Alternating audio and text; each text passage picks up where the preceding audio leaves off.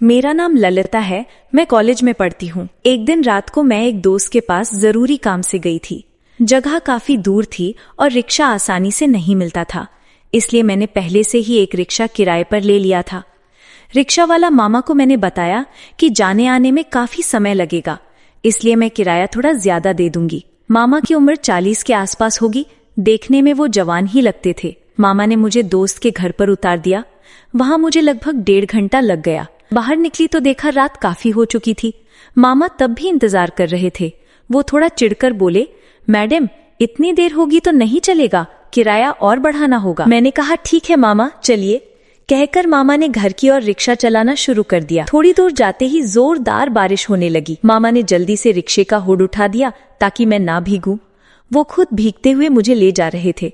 जब मैं घर पहुंची तब रात के लगभग 12 बज चुके थे। उतरकर देखा, हे भगवान, पैसों का बैग मैं दोस्त के घर पर ही भूल आई थी जल्दबाजी में। मैंने मामा से कहा, मामा मेरा पैसों का बैग दोस्त के घर पर रह गया है। मामा काफी भड़क गए। मैडम इतनी देर इंतजार किया, अब कह रही हैं पैसे नहीं है। मैं ये सब नहीं समझता, मुझे मेरे पैसे चाहिए। मैंने कहा मैं अंदर जाकर पैसे लाती हूँ। तभी याद आया घर की चाबी भी तो बैग के अंदर ही है। अब क्या करूं? मैंने मामा को बुलाया। मामा देखिए तो दरवाजा खुलता है क्या? मामा ने अपनी रिक्शा की सीट के नीचे से एक हथौड़ा निकाला और सावधानी से ताला तोड़ा। अंदर घुसते घुसते रात का 1 बज गया। मामा बारिश में पूरी तरह भीग चुके थे। मैंने कहा, मामा अंदर आइए, बाहर क्यों खड़े हैं? वो रिक्शा गेट के अंदर रखकर मेरे कमरे में आए। मैंने उन्हें एक तौलिया दिया और मैं खुद गीले कपड़े बदलने गई। जल्दबाजी में दरवाजे की कुंडी लगाना भूल गई थी। घूमकर देखा मामा मेरी ओर ही देख रहे थे। उनकी आंखें मानो मेरे पूरे शरीर को स्कैन कर रही थी, खासकर मेरे वक्षस्थल को। मैंने कुछ नहीं कहा। तेजी से गीले कपड़े हटाकर अलमारी से पैसे लाने गई। जाकर देखा अलमारी की चाबी भी तो उसी बैग के अंदर है। फिर से मामा के पास गई।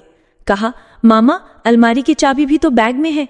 इस बार जैसे और ज्यादा नाराज हो गए। आह मैडम, रात के लगभग 2 बज रहे हैं, इतनी देर इंतजार किया, अब कह रही हैं चाबी भी नहीं है। मैं ये सब नहीं समझता, पैसे दीजिए, मैं जाऊंगा। मैंने कहा, मामा अभी तो पैसे नहीं है, क्या करूं? वो तब काफी जोर जबरदस्ती करने लगी। मामा बोले, पैसे नहीं दोगी तो पैसे वसूल करना मैं भी जानता हूं। अचानक उन्होंने मुझे पास खींच लिया।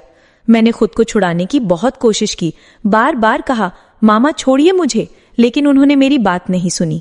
वो एक तरह से जबरदस्ती मुझे गोद में उठाकर बेडरूम में ले गए, दरवाजा बंद कर दिया। मैं खुद को बचाने के लिए पूरी कोशिश कर रही थी, लेकिन मेरी सारी शक्ति जैसे खत्म होती जा रही थी। वो मेरे ऊपर झुक गए और मेरा शरीर जैसे उनके सामने असहाय आत्मसमर्पण कर गया। इसके बाद के पल अप्रत्याशित और एक तरह से जबरदस्ती भरे थे। मेरा शरीर जैसे उनकी इच्छा के आगे खुद को सौंप दिया। कब उनके कपड़े ढीले हो गए मुझे पता ही नहीं चला। वो समय एक अजीब शारीरिक और मानसिक खींचतान का खेल था। मुझे लग रहा था मैं जैसे एक अदृश्य जाल में फंस गई हूँ। लगभग 1 घंटे तक चला हमारा वो अप्रत्याशित शारीरिक मिलन। सब कुछ खत्म होने पर रिक्शा वाला मामा बोले, मैं एक बार और आऊंगा। मैंने सिर्फ सिर हिलाकर सहमति दी। मेरे मन में तब तरह तरह के विचारों का तूफान था। मैं कॉलेज में पढ़ती हूँ, मेरा कोई बॉयफ्रेंड भी नहीं है। शायद मेरी जिंदगी में ऐसे ही कुछ अप्रत्याशित घट गया। रात के लगभग 3 बजे रिक्शा वाला मामा चले गए। उस रात की घटना ने मेरी जिंदगी पर एक गहरी छाप छोड़ी है। ये एक अंधेरी रात का अप्रत्याशित परिणाम था जिसने मुझे बहुत कुछ सोचना सिखाया।